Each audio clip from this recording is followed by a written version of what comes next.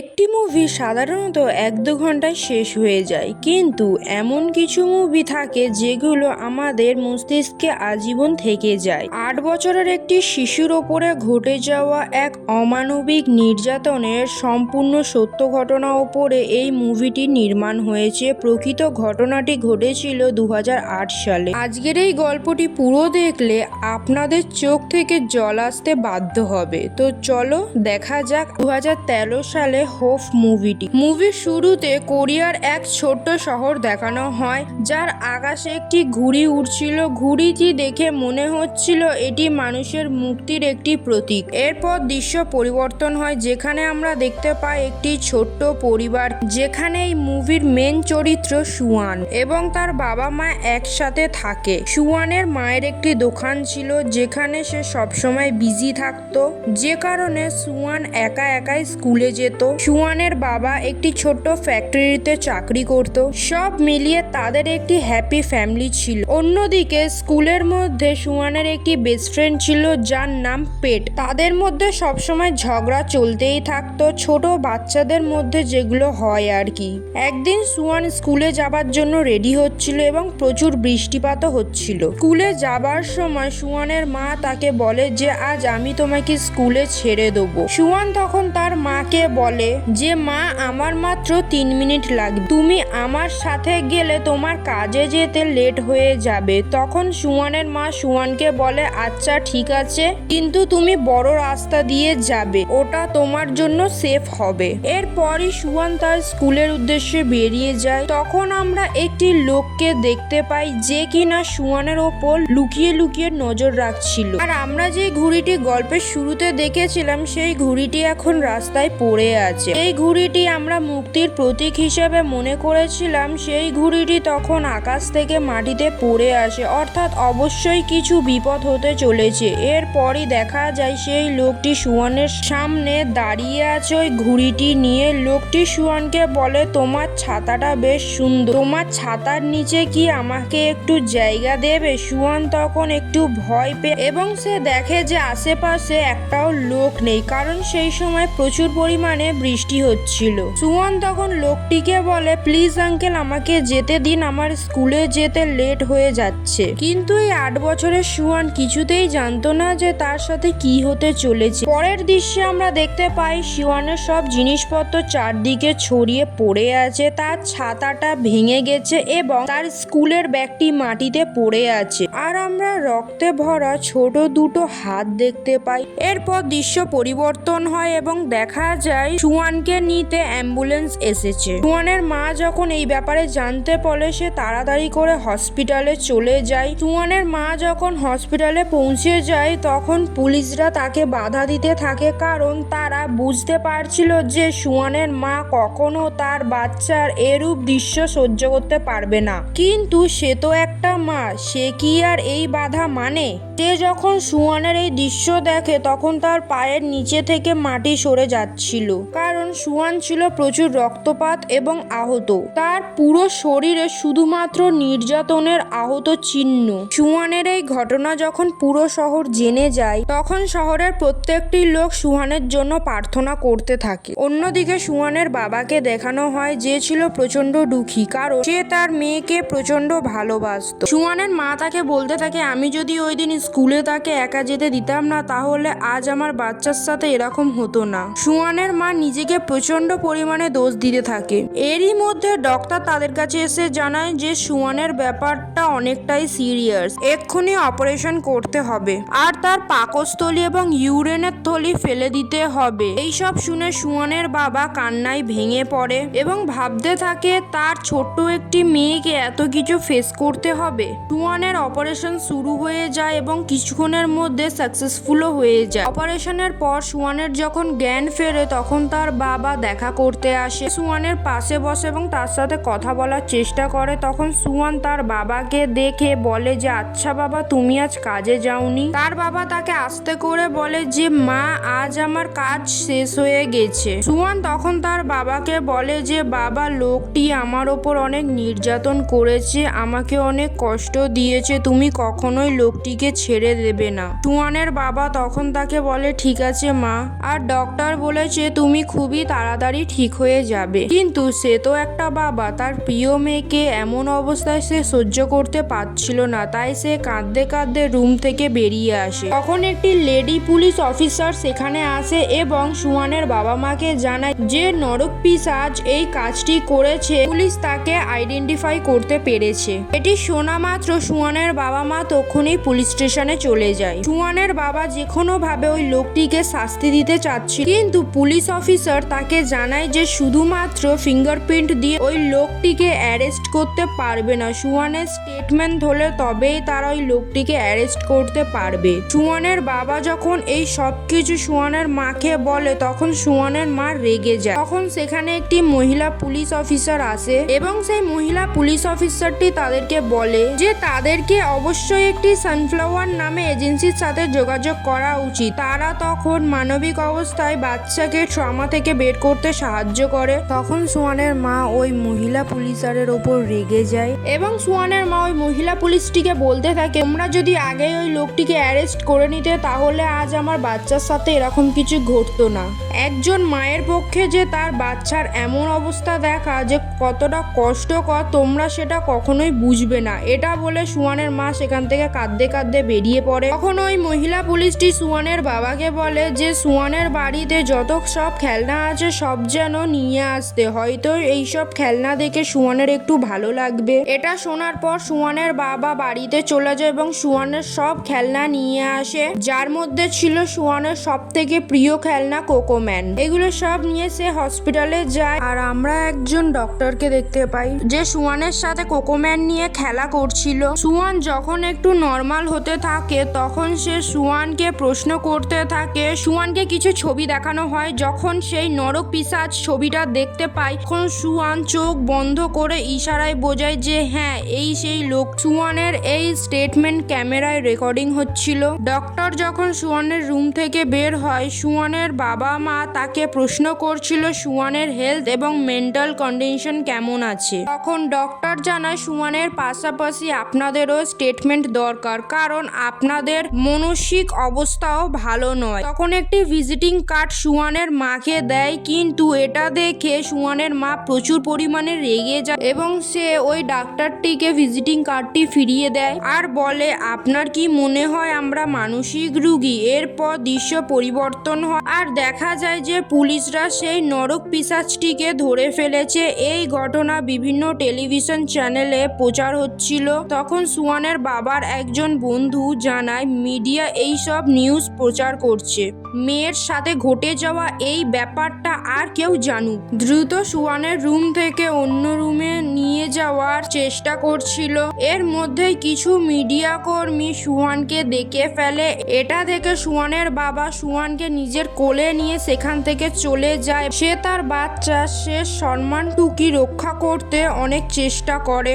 অন্যদিকে সুয়ানের বাবা যখন সুয়ানকে নিয়ে অন্য রুমে শিফট করে দেয় দেখা যায় সুয়ানের ওয়েস্টেজ ব্যাগটি ফেটে গিয়েছে। সুয়ান তার বাবাকে বলে যে বাবা আমার দিয়ে কি কিছু ভুল হয়েছে? তখন উত্তরে সুয়ানের বাবা বলে যে না মা তোমার দিয়ে কিছু ভুল হয়নি। এটা বলতে বলতে সুয়ানের বাবা ওই নোংরা ড্রেস চেঞ্জ করে, কিন্তু সুয়ানের বাবা লক্ষ্য করে যে সুয়ানের পুরো শরীরটা ফ্রিজ হয়ে যাচ্ছে, অর্থাৎ সুয়ানের মধ্যে প্রচন্ড ভয়। প্রথমে সুয়ানের বাবা কিছু বুঝতে পারছিল না আসলে কি হচ্ছে। সে বুঝতে পারে যে নরকপিশাচটি সুয়ানের ড্রেস খুলেছিল।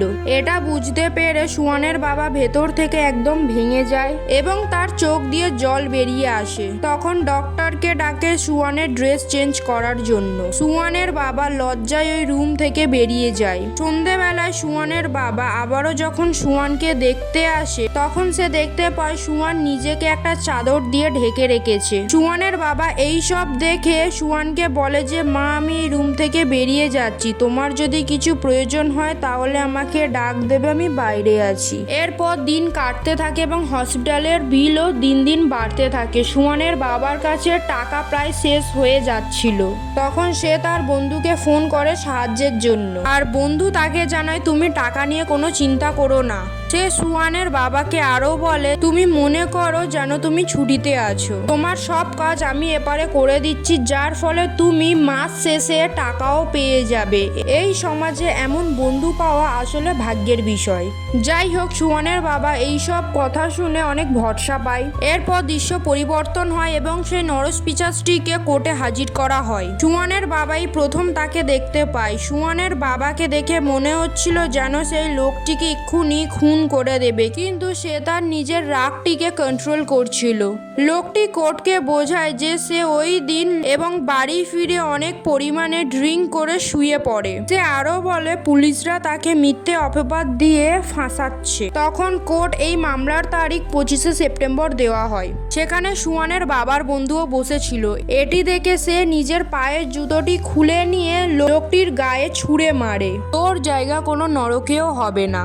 পরেই দেখা যায় সুয়ানের বাবা হসপিটালে ফিরে এসেছে। কিছু মানুষ কার্টুনের ড্রেস পরে সুয়ানের সাথে খেলা করছে। সুয়ানও অনেক বেশি খুশি হচ্ছিল। এই আইডিয়াটা দিয়েছিল সেই ডক্টরটি। এই কার্টুনগুলোর মধ্যে ছিল সুয়ানের মা এবং তার কিছু বন্ধুরা। রাতের বেলা সেই ডক্টরটি সুয়ানের বাবাকে বলে, কিন্তু এই কার্টুনগুলোর ভাড়া ছিল অনেক বেশি, যা সুয়ানের বাবার পক্ষে প্রতিদিন দেয়া অসম্ভব হয়ে ওঠে। সুয়ানের বাবা কার্টুনওয়ালাদের পেমেন্ট বুঝিয়ে দেয় এবং জিজ্ঞাসা করে যে সে যদি একটি কার্টুন কিনে নেবে তাহলে কত টাকা নেবে। লোকটি তখন জানায় $200, কিন্তু এত টাকা সুয়ানের বাবার কাছে ছিল না। সুয়ানের বাবা তখন রিকোয়েস্ট করতে থাকে যে প্লিজ আমাকে একটা কার্টুন দিয়ে দাও, আমি এটি প্রতি মাসে EMI তে দিয়ে দেবো।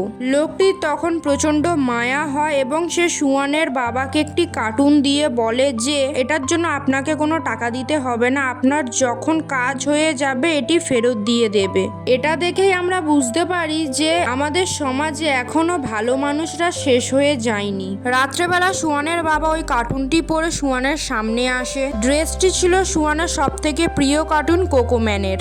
এটা দেখে সুয়ান অনেক খুশি হয়ে যায়। তারা দুজন একটি লেখার বোর্ডে লিখে লিখে কথা বলতে থাকে। এক পর্যায়ে সুয়ান কার্টুনটির গলা জড়িয়ে ধরে। আর এই সময়টি ছিল অনেকই ইমোশনাল, কারণ আমরা তো জানি কার্টুনটার ভেতরে ছিল সুয়ানের বাবা। সুয়ানের বাবা তার মেয়েকে লজ্জায় জড়িয়ে ধরতে পারতো না। এরপর আমরা দেখতে পাই ওই ডক্টরটির সাথে সুয়ানের ভালো বন্ধুত্ব হয়ে গিয়েছে এবং সে সুয়ানকে জিজ্ঞাসা করে তুমি বাড়ি ফিরে আগে কি করতে চাও, কিন্তু আমি যাব না, কারণ আমার বন্ধুরা সবাই এই ব্যাপারটা জেনে গেছে, যে কারণে ওরা হাসাহাসি করবে। সুয়ানের বয়স অনেকই ছোট ছিল, কিন্তু তার অনেক বুদ্ধিও ছিল। সে ওই ডক্টরটিকে আরো বলে আমার এই অবস্থার জন্য আমার মা কাজে যেতে পারছে না, এটি স্বপ্ন হয়, কিন্তু সকালে যখন ঘুম ভাগে আর আমি যখন উঠে পড়ি তখন মনে হয় না, এটি সবকিছুই বাস্তব। এরপর সুয়ান আরো বলে আপনি এমন কিছু করুন যাতে আমি দ্রুত মারা যাই, আর আমার নিজের কাছেও মনে হচ্ছে যে আমি আর বেশি দিন বাঁচবো না, আমি আমার এই কষ্ট আর দেখতে পাচ্ছি না। এই সব শোনার পর ডক্টরটি সুয়ানের মা বাবাকে সবকিছু বলে আর সুয়ানকে বাড়ি ফিরিয়ে নেওয়ার পারমিশন দিয়ে দেয়। পরে সুয়ানের সেই বন্ধু পেটকে দেখা যায় আর মন খুবই খারাপ ছিল। সে সুয়ানের জন্য একটি নোট লিখে সুয়ানের বাড়ির দরজার সামনে লাগিয়ে চলে যায়, যাতে সুয়ান যখন বাড়ি ফিরবে সে তখন এই নোটটিকে যেন দেখতে পায়। সকালে সুয়ানের বাবা মা প্রস্তুতি নিচ্ছিল সুয়ানকে নিয়ে বাড়ি ফেরার জন্য। এক্সট্রা পর্দা লাগিয়ে দেওয়া হয় যাতে করে সুয়ান যেন একটি কমফোর্টেবল ফিল করে। তারা যখন বাড়ির খুব কাছাকাছি চলে আসে তখন সুয়ান সেই জায়গাটি দেখতে পায়, এই জায়গাটিতে সুয়ানের সাথে খারাপ কাজ হয়েছিল। সুয়ান তখনই অসুস্থ হতে শুরু করে আর সে যখন গাড়ি থেকে নামে তখন সে বমি করে দেয়। সুয়ান যখন তার বাড়ির দরজার সামনে এসে দাঁড়ায় তখন সে দেখতে পায় তার বন্ধুরা তার জন্য অনেক নোটস লিখে গিয়েছে, আর এটা দেখে সুয়ান নিজের মধ্যে অনেক কনফিডেন্স ফিরে পায়। পরদিন সুয়ানের বন্ধু পেট সুয়ানের সাথে দেখা করতে আসে। তখন সুয়ানের বাবা পেটকে মজা করে বলে তুমি নাকি সুয়ানের সাথে অনেক দুষ্টুমি করো। তখন পেট কাঁদতে থাকে এবং সুয়ানের বাবা জিজ্ঞাসা করে তুমি কাঁদছো কেন। তখন পেট বলে যে আমি যদি ওই দিন সুয়ানের সাথে স্কুলে যেতাম তাহলে আজ হয়তো এরকম হতো না। তখন সুয়ানের বাবা বাচ্চা ছেলেটি জড়িয়ে ধরে তাকে সান্ত্বনা দিতে থাকে। অন্যদিকে সুয়ান যেহেতু একটু কনফিডেন্স ফিরে পেয়েছে তাই সে তার আন্টির সাথে স্কুলে যেতে থাকে। ওয়েটেজ ব্যাগের জন্য সুয়ানের চলতে কিছুটা কষ্ট হচ্ছিল। সে ভাবছিল যে তার বন্ধুরা যদি জিজ্ঞাসা করে এটি কিসের ব্যাগ তাহলে সে কি বলবে। তখনই সে কোকোম্যানকে দেখতে পায় এবং কোকোম্যানকে দেখে তার অনেক ভালো লাগে। সুয়ানের বাবা বারবার কোকোম্যানের ড্রেস পরে সুয়ানের মনটি ভালো করার জন্য চেষ্টা করে। সুয়ানের বাবা সুয়ানকে একটি ব্যাগ গিফট করে ওই ওয়েটেজ ব্যাগের জায়গায় ঝুলিয়ে রাখার জন্য, আর ওই ব্যাগটি অনেক ক্যান্ডি দিয়ে ভরে যায় যাতে করে সুয়ানের বন্ধুরা যখন সুয়ানকে জিজ্ঞাসা করবে যে এটা কিসের ব্যাগ সে যেন বলতে পারে এটি ক্যান্ডির ব্যাগ। পরদিন যখন সুয়ানের বন্ধুরা সুয়ানকে জিজ্ঞাসা করে যে এটি কিসের ব্যাগ, সুয়ান তখন সেম কথাই বলে। তখন সুয়ান তার ব্যাগ থেকে ক্যান্ডি বের করে বন্ধুদেরকে দেয়। সে কোকোম্যানকে দেখতে পায়। সুয়ান ধীরে ধীরে বুঝতে পারছিল যে এই কোকোম্যানটি আর কেউ না, তার বাবা। কারণ সে যখন কোকোম্যানের সাথে কথা বল কোকোম্যান তখন কিছুই বলতো না, চুপ করে থাকতো। সুয়ান কোকোম্যানকে নিয়ে তার মায়ের কাছে যায়। সুয়ানের মা তখন কোকোম্যানের মাথাটি খোলে এবং সুয়ান তার বাবাকে দেখতে পায় যে প্রচন্ড গরমে ঘেমে যাচ্ছিল এবং কাঁদছিল। সুয়ান তখন তার বাবার চোখের জল এবং ঘাম মুছিয়ে দেয়, অর্থাৎ বোঝা যাচ্ছিল সুয়ান একটু একটু করে স্বাভাবিক হচ্ছিল। পরদিন সুয়ানের বাবা উকিলের সাথে দেখা করে। উকিল তখন জানায় সুয়ানের কেসটি দিন দিন হালকা হয়ে যাচ্ছে। ওই লোকটি কোর্টের কাছে বলছে যেদিন এই ঘটনাটি ঘটেছিল সেদিন সে অনেক ড্রিঙ্ক করেছিল আর সে মানসিক ভাবেও সুস্থ ছিল না।